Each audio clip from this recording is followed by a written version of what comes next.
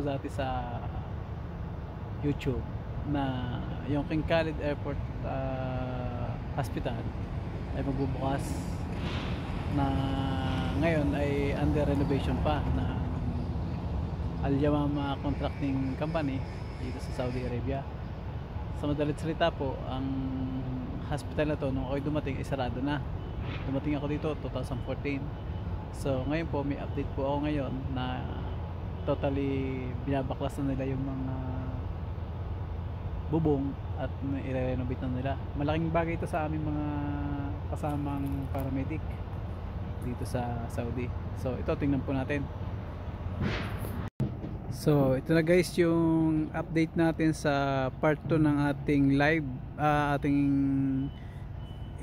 upload sa Facebook dati, na under renovation yung King Khalid Hospital, King Khalid Airport Hospital, na matagal nang natenga to, na nasarado. Dumating ako dito 2014 nga po, hindi na ito nag-ooperate. Pero sabi ng mga natatnan kong Pilipino dito sa Fire and Rescue ng King Khalid Airport ay nag-ooperate ito dati, kasi malapit lang ang bahay namin dito, at saka kami mayroong station dito. Yan ang aming fire station ng King Khalid Airport. So sa madalit salita po, magandang balita yung magiging pangyayari dito. At yan nga po, at inuumpisa na nilang baklasin yung mga bubong, yan, mga bintana, tinanggal na nila yung mga harang. Ayun po, may gumagawa sa taas.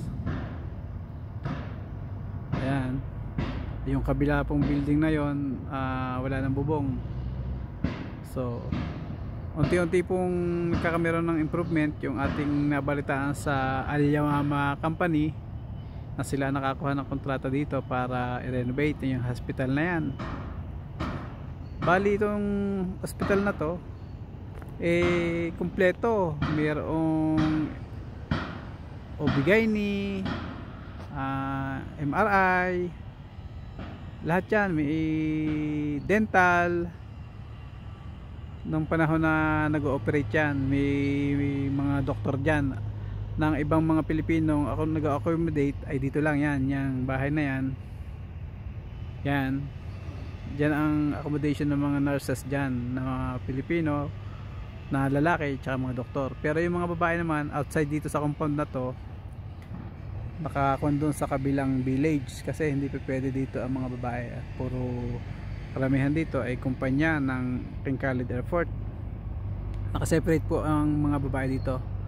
So yan po yung update dito sa ginagawang facility ng King Khalid Airport na bagong project naman, kasi lumalaki na yung King Khalid Airport. Meron na silang isinama nila sa terminal yung Riyadh Metro, yung kuwan ng tren.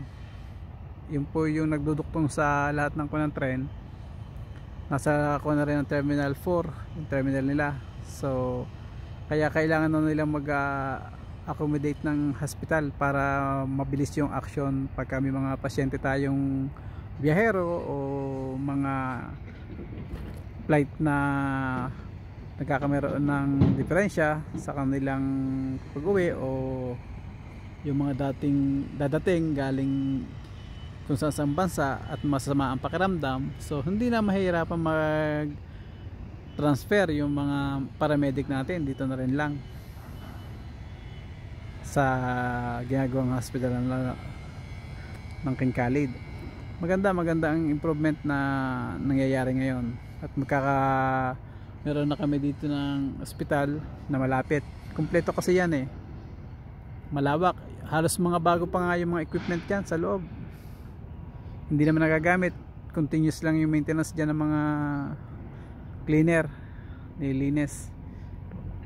Ayun po yung aming station dito sa King Khalid Airport. Sa lang side base ako, yung mga kasama ko po ay nasa airside base.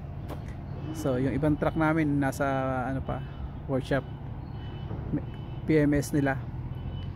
Ayan po yung lugar ko dito sa King Khalid Airport sa landside.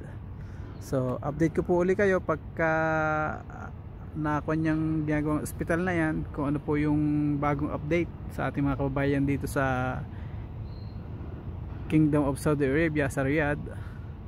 At yung mga biyahero ng King Khalid Airport, huwag na kayo mag-alala at meron ng ginagawang ospital. Kung sakaling kayo ay magkakameron ng diferensya, o wag naman sana, yung mga pang na nahihilo pagkakababa ng aeroplano, dito na lang kayo dadalhin ng aming mga paramedic, ng mga ambulances namin. Kasi nangyayari minsan nauubos ang aming mga ambulances pag transfer sa bayan, downtown, medyo malayo-layo din po yung binibiyahe nila. Kaya kailangan na talaga ng King Khalid Airport ng mas malapit na ospital, pagamutan. Supposed to be ito yung nag-ooperate dati kaso nga naputol yata yung pagpapatakbo. Hindi natin alam kung anong nangyari. Ay ngayon, hindi na pwede ang malayo kasi malaki ng sakop ng airport. Hanggang Terminal 5 na, madami ng tao ang bumibiyahe. So yun lamang po at ating subaybayan yung mga kaganapan dito sa ginagawang King Khalid Hospital. At i-update ko po kayo sa mga pagbabago dito sa aming katabing ospital ng King Khalid. So yun lamang po at ating babantayan yan. Ayan si Kuya, binabaklas na yung pinakataas ng bubong.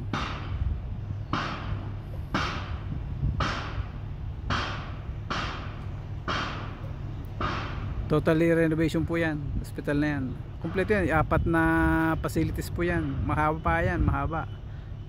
Larguhan po yan sa likod. Ayan binabaklas na nila.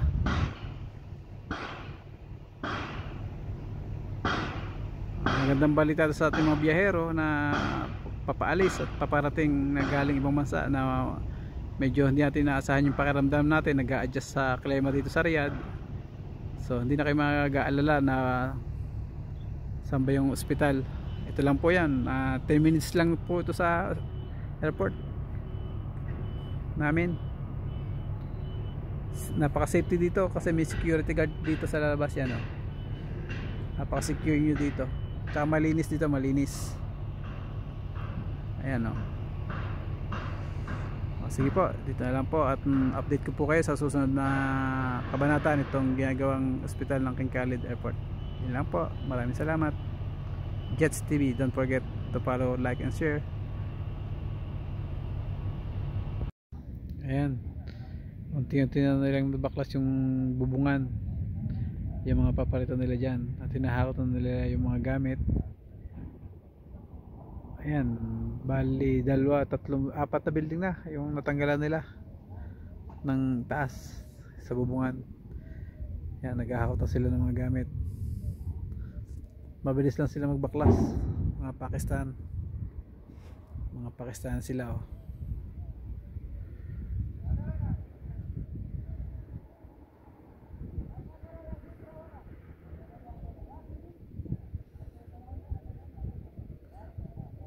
Ayan, wala na yung bubungan tsaka mga exhaust, tanggal na.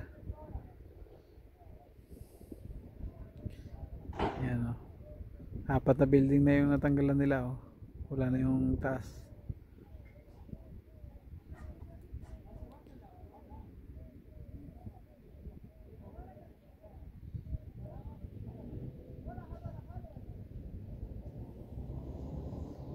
So yun lang po.